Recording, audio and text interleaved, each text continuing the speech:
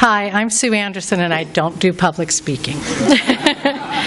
But we're here today to hear about the state of the city from the mayor.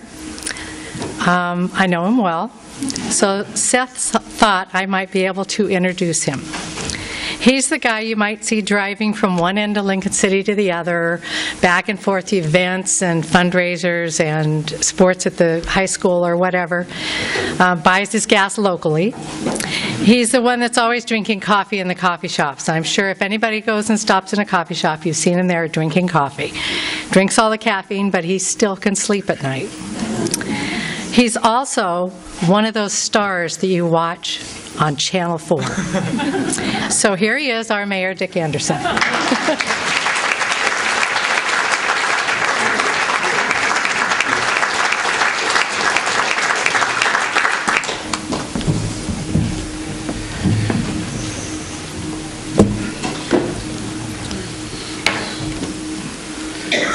All right, I know there's a reason that someone always says, please turn these off.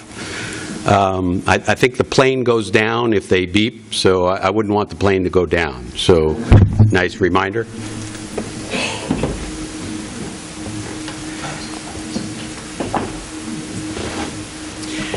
Thank you, Sue and Seth, Diane. And thank you for attendance today. It's really nice to see everyone out here. I'm always trying to figure out why the draw, but you know, it looks like a great crowd, and I'm pleased to see that. Let me thank the Lincoln City Chamber of Commerce for sponsoring this forum. This allows me one of the few opportunities to speak to citizens of Lincoln City and those in our neighboring areas, all who really add to this community. And what about this fine facility? The Cultural Center has proven to be such an outstanding venue for our city. Events, programs, you name it. Out of curiosity, how many in this room are not members of the Cultural Center? Go ahead, raise your hand. Nikki? Did you notice that what I was trying to do, you know, to get you and I our next hit list of folks that ought to be members of the community? See Nikki right after the program. But in all seriousness, Nikki Price, John Collier, the rest of the board of directors deserve a big thank you for turning this cultural center around and making it such a contributing asset to the community. Thank you, Nikki.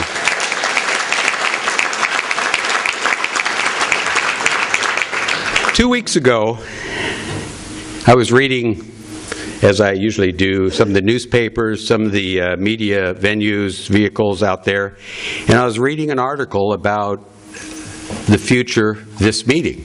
This gathering, and I found it so interesting to read about what I was going to be saying, and so it was really helpful. But you know, one of the things that it did was remind me of a real pet peeve of mine, and that's being in a rut. And so there is when I decided that I'm going to change it up this year.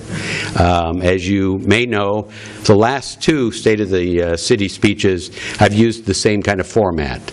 Not so today. I am going to start off by thanking people. So I'd like to start with the fact that I'm so proud at what an amazing community this is and continues to be. Every day I hear of people stepping up to make things happen. Repeatedly, the people in our community have not faltered when asked to help. The community of Lincoln City runs on the backs of its volunteers, such as North Lincoln Fire and Rescue, our Driftwood Library, the hospital and its foundation and hospital district, all the volunteers who assist with our youth sports programs and other after-school programs, those who are giving of their time freely to support our teachers and the students who need some extra attention.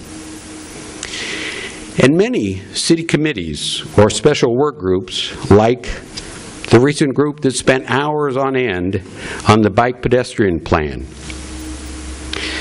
I would be remiss if I didn't draw attention to our own city councilors who give of their time freely. Without them working together with all the other volunteers, we wouldn't have the great city that we have today. Thank you, Councilors Ellingson, Quant, Eggleton, along with Norikis, Sprague, and Ryan.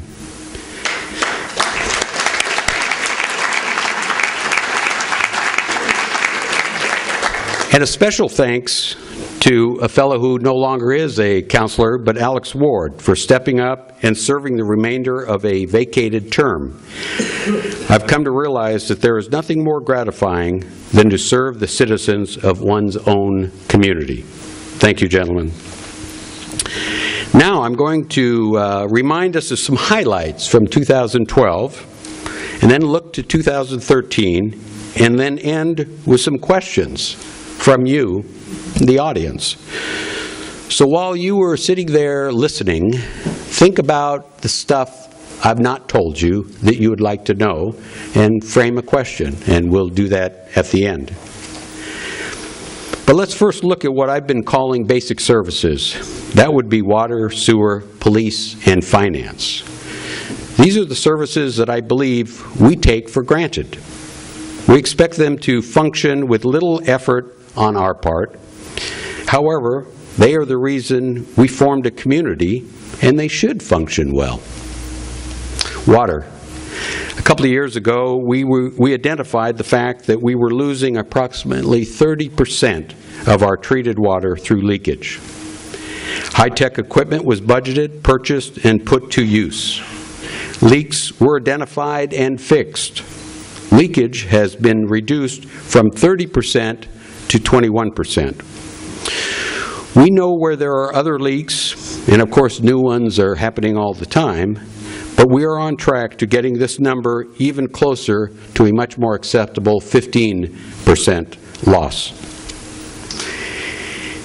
And our wastewater treatment plant, $6.7 million phase 2 of the treatment plant is just about completed.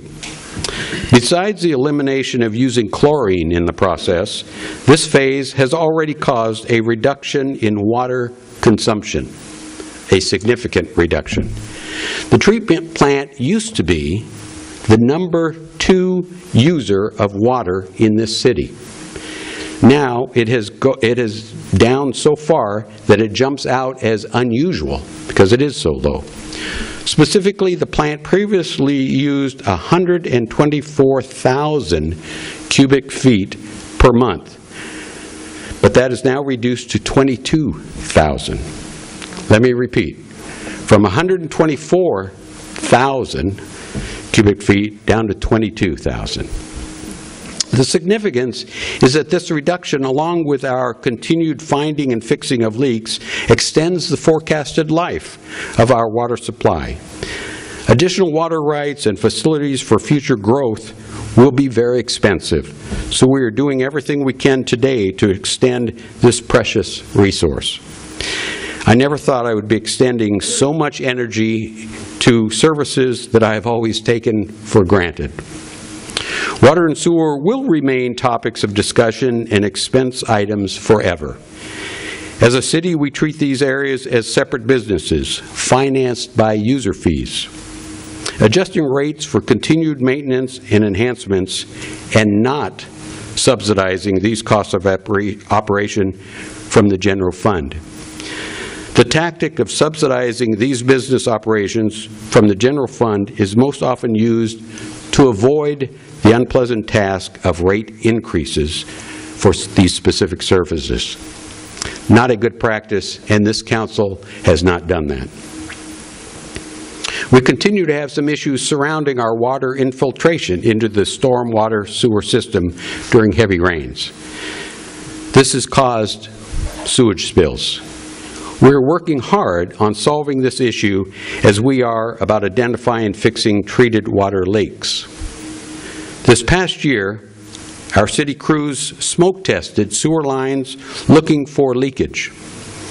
If smoke can be seen, then rainwater or groundwater can enter the system. Over 60 clean-out caps and 60 manhole covers were replaced. We are working on the problem. The police. As you know, we have a new chief of police, Chief Killian. We welcome him and look forward to a long tenure with him. We should also and always be grateful to the dedicated men and women of our police department. We can count on them when we are in need. You should be aware that the equivalent of the entire amount of revenue that the city receives from your property taxes goes to cover the cost of police and dispatch. We're not unique.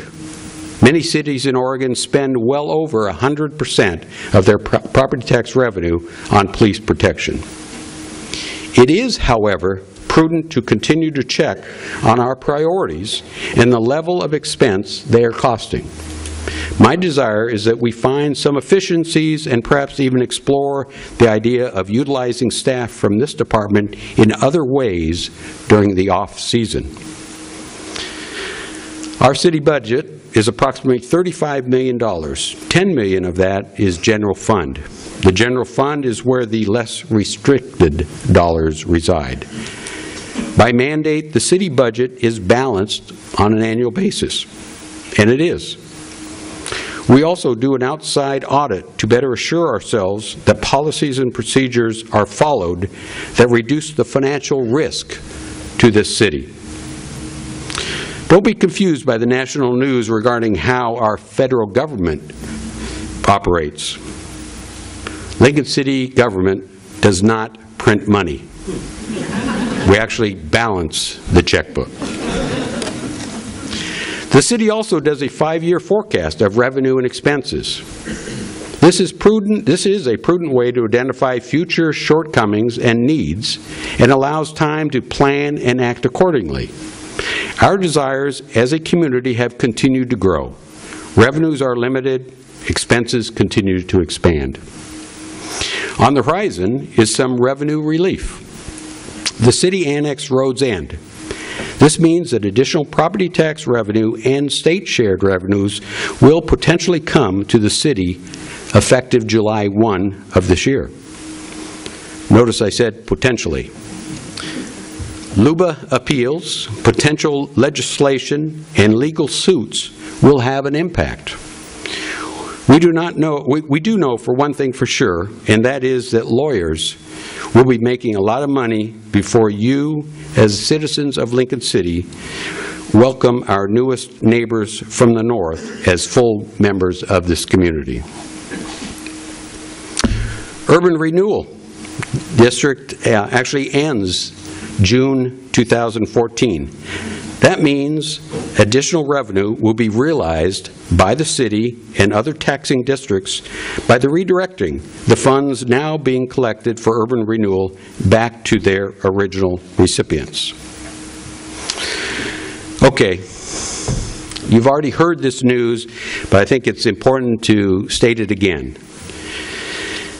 This past year, the $3 million open space bond that we as citizens voted on and approved was paid off early. This saves you and me over $26,000 in interest. Plus, it eliminates that 30 cents per thousand assessed value on your upcoming tax bill. This past year, City Council authorized the refinancing a portion of the sewer bonds, those originally $15 million. This refinancing was recently accomplished, and you, the city, the taxpayer, the ratepayer, will save over $1 million by the lowering of the interest rate. Who said that this City Council only knew how to spend? You know, it's just not a true statement. And I do need to give Ron Tierney a special thanks for the work he's done on both these issues in assisting us. City Council meetings, Planning Commission meetings, work sessions, and many other gatherings have for many years been televised live on cable and shown repeatedly over time. This past August, we, the city, started streaming live on the computer these same meetings. Now, when I say on the computer, you know I mean the internet, because the computer is just your vehicle. That shows my age. In addition to the cable, so we're now streaming it live through the internet, in addition to running these meetings on cable, as we always did. In August, when we started, 187 people viewed these meetings via the internet. In November, that number had grown to 737 people. The average for the past and first 6 months has been over 500 views per month. I think that's outstanding and growing. Perhaps you've noticed that the new design and setup of the city website, with enhanced capabilities and access to documentation. This is another way your government is attempting to be transparent in its dealings. And I bet you didn't realize that there is an information desk at the front of City Hall, staffed by Sherry Correa. This past year, she handled over 8,600 inquiries, assisting citizens and guests in finding answers to their questions. Access to our elected officials is very important to us all. Public coffees with your mayor are advertised, email addresses and phone numbers are provided, and even photos of who is who can be found on the city website, www.lincolncity.org. We are attempting to remove the perception that there is limited access to your elected officials. Also, with your approval, through your elected city councilors, you, the citizens of Lincoln City, have contributed over $46,000 to nonprofits that directly provide services to our less fortunate citizens in Lincoln City. This past year, these were comprised mostly of child care needs, food for those less fortunate, services to assist senior citizens in need, battered women's shelters and men's shelter. The Backpack Program additionally receives space to store and distribute food for our children, rent-free. And United Way has an office in City Hall, which they are able to conduct their outreach, also rent-free.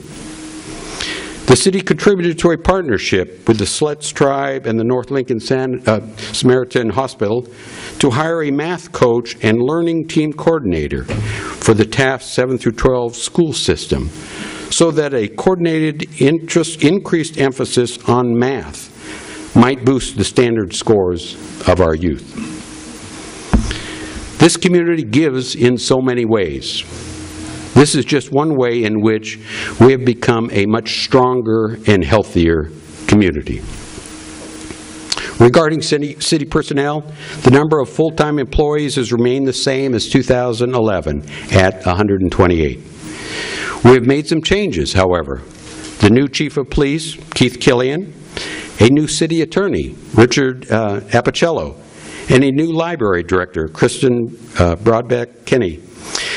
Expect to see these folks out in the community, supporting community activities and causes. The community center perhaps should be referred more often as a recreational center going forward. What an active place with over 78,500 customers utilizing the facility and supported by 1,500 members. Even with the rate increase this past year, this facility still requires a major subsidy from the general fund. However, we're working on closing that gap, not only with the rate increases, but with more marketing and programs. This past year has also had some upgrades to the pool deck with etching on the to prevent slippage. The lift has been installed at the spa, and new exercise equipment, and some prep work for the new boiler that's going to be installed later this year. A new swim program provided swim lessons to over 370 children. 200 youth attended the after-school summer winter camps. 203 youth participated in outdoor soccer, 111 indoor soccer, 137 in basketball, 50 in volleyball, 25 in middle school track and cross country. It is a recreational center. The VCB, or Visitor and Convention Bureau, underwent a great deal of change this past year. We reduced the number of citizens on the advisory committee and further clarified their role.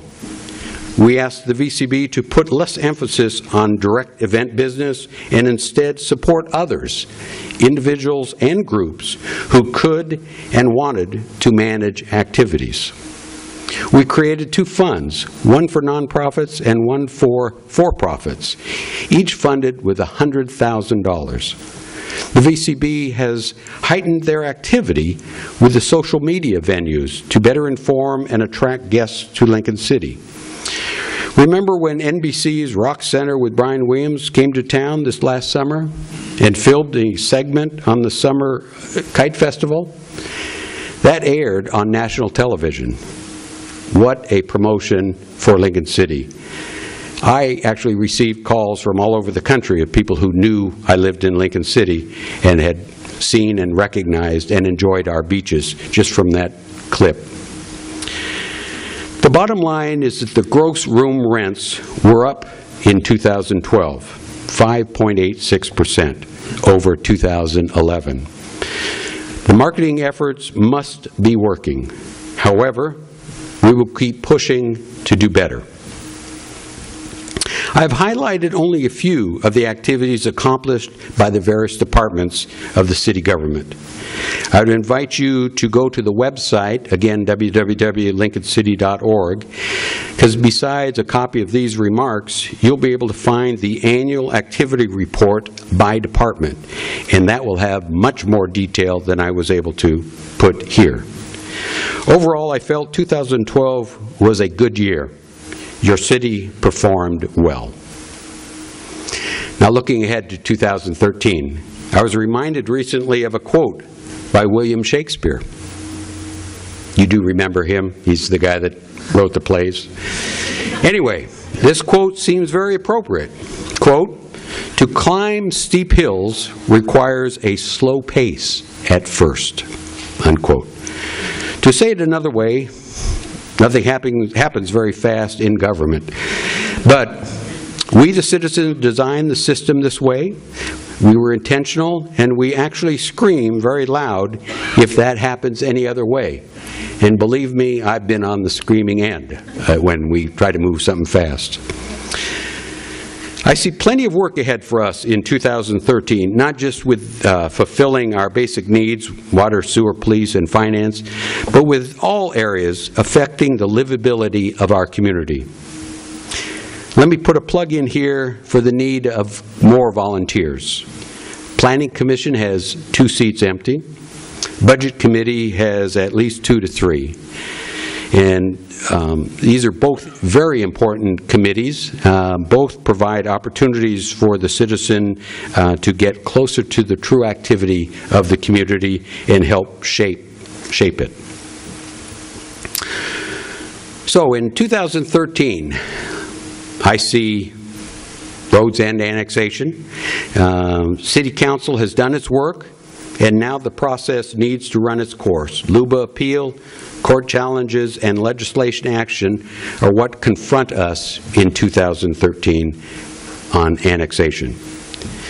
Vacation rental dwelling ordinances. In 2012, a group of very diverse citizens agreed to work together to form a working group to listen, understand, feel the compassion of others' positions, and make some recommendations as to how this issue could best be handled.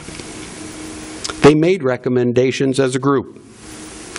Planning Commission and City Council will now pick up the ball and proceed through the public process. We will have new ordinances and policies that shape from the hard work these citizen volunteers put forth. Citizens will continue to have numerous opportunities to weigh in on this process.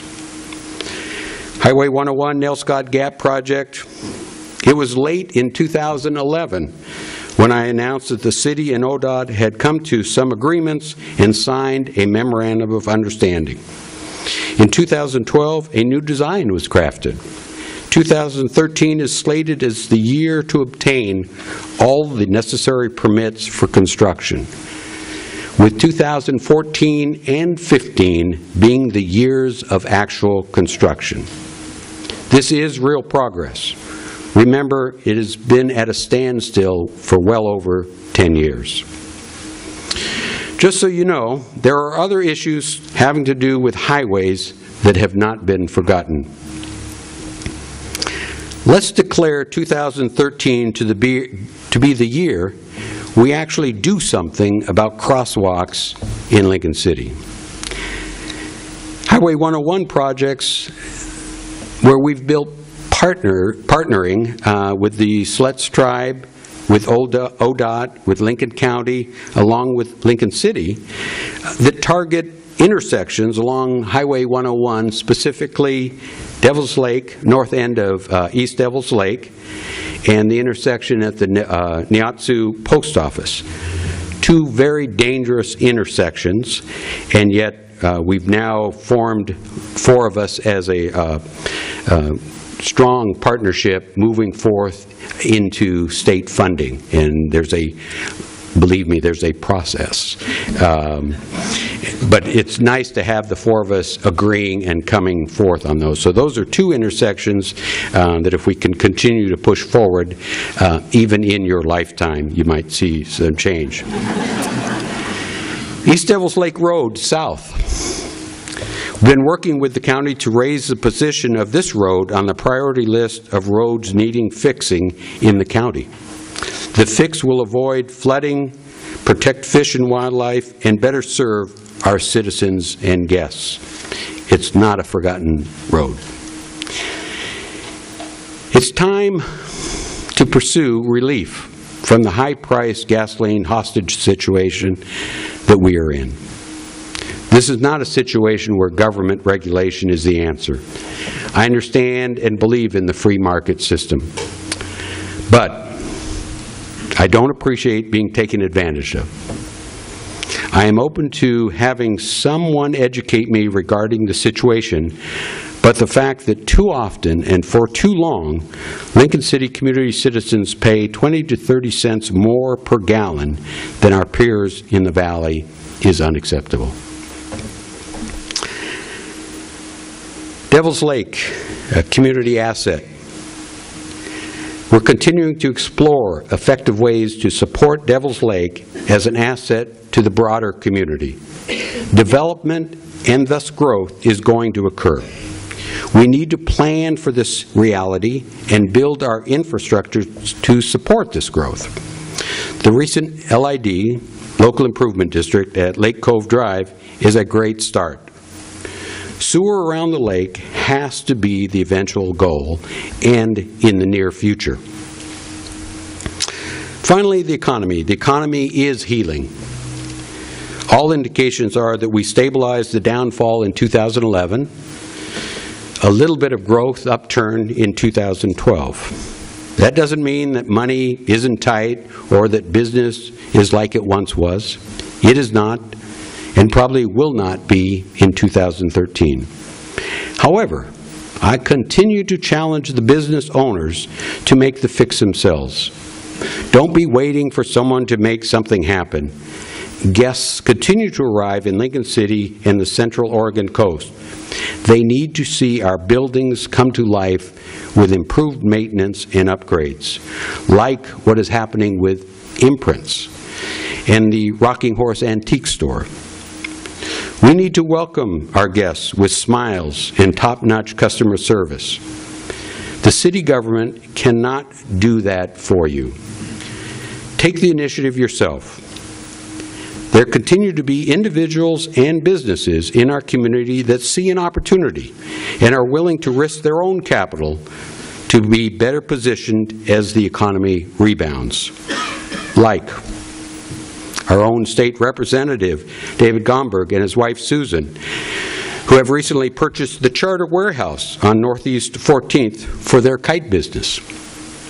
The new owners of Copeland Lumber, on Northeast 14th, the new owners of Beachtown Coffee in the Wacoma District, the new business Deli 101 at Northwest 15th in Ocean Lake, the new business The Soup's On in the Taft District, an eyesore of a building torn down is being replaced with a new business called Dutch Brothers Coffee in the Dee River area. What about the recently announced expansion plans of Chinook Winds Casino and Resort? More rooms and a separate convention center. This is by no means an exclusive list, but is an exciting list. We need to thank the owners for taking the risk. Collectively, our actions have made Lincoln City a much stronger and healthier community. I'm pleased to be part of this movement and certainly compliment each of you for doing your part in changing the attitude of the city.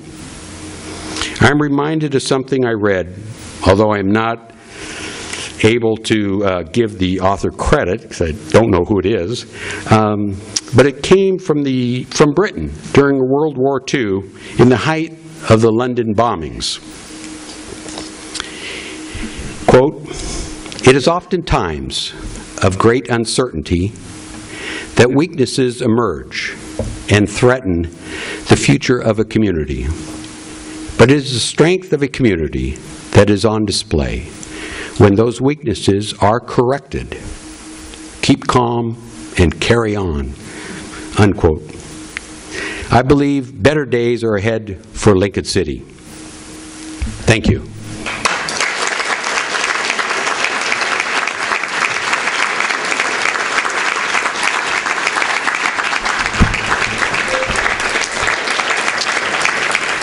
Okay, now this is your chance. You had to sit there and listen to me.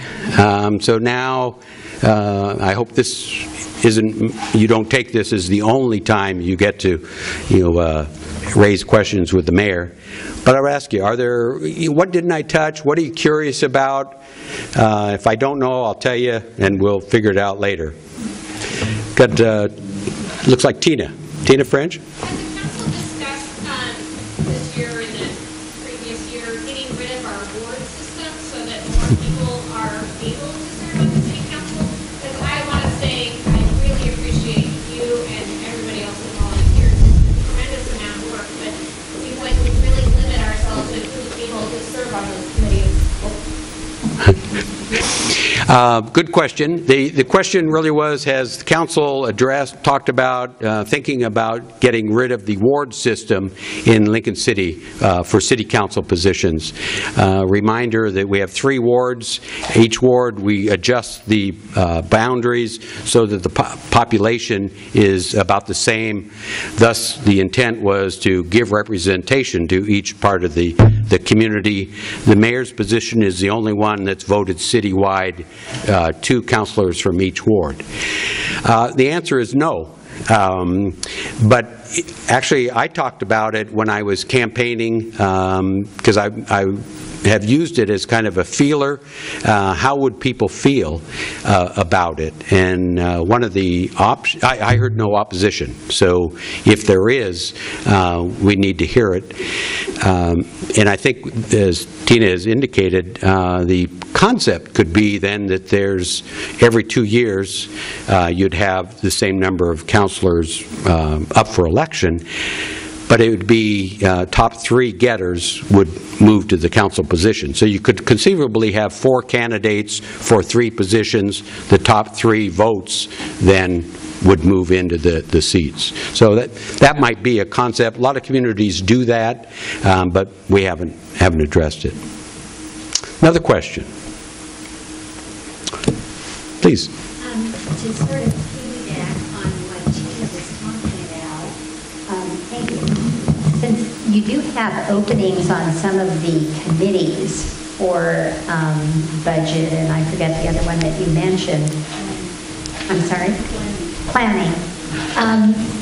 Rather than limiting those to requiring residency in the city, I'm just going to throw out an idea that you might consider residency within the boundaries of the health district, which is a little bit broader, but would not be county-wide, because the boundary, for example, for our health district goes from Lincoln Beach to the Tillamook County line.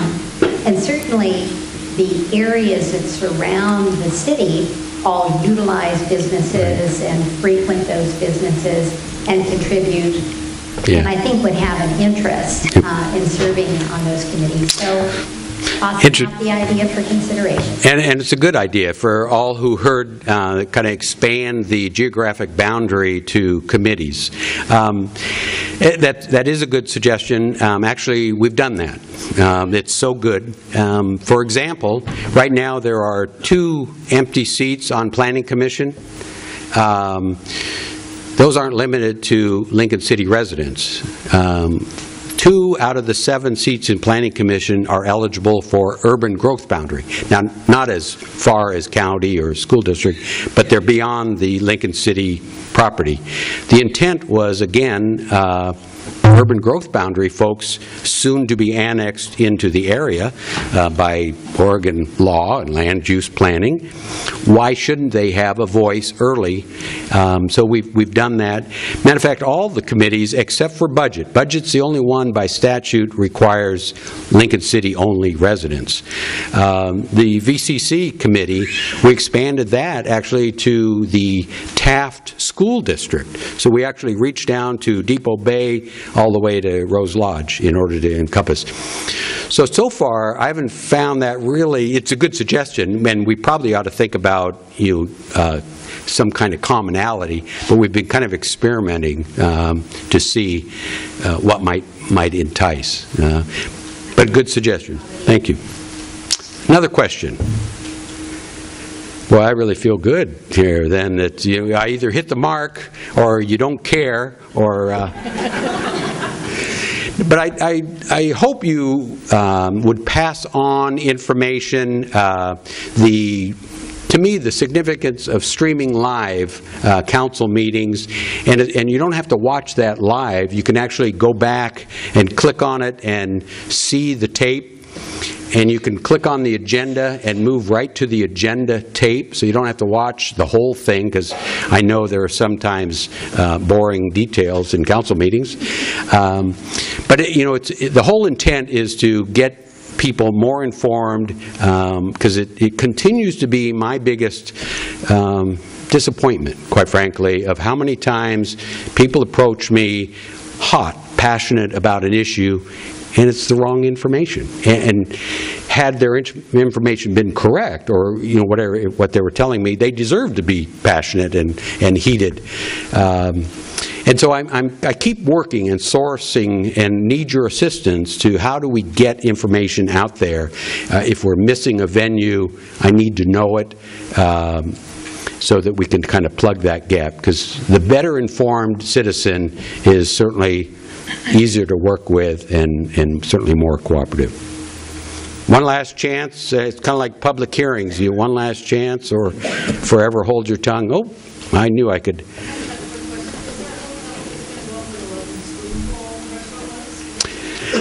Interesting. The question was, there's been some buyers looking at the site on where the Loving Spoonful, just south of Nell Scott Business District, where the old Loving Spoonful restaurant was. I don't know, they haven't done anything other than look at the site and stuff, and they've approached the city. I think they've run into some difficulties. One, citing. Certainly our system development charges are significant when you add 88 rooms. So there's still a lot of discussion on that. But I guess that would be one of the questions. Do you need another hotel in Lincoln City? But that's not for us to decide. That's what I like about capitalism. Somebody else's capital. Mr. Cruz. Maybe I missed the memo, but is there any more plans for underground utilities, especially in the River Wayside area? Actually, you did miss that memo, but you're not the first. Last night at Urban Renewal, we had an Urban Renewal meeting, and the and I may have the streets wrong, but Northwest 2nd to Southwest Ebb are the target on the west side.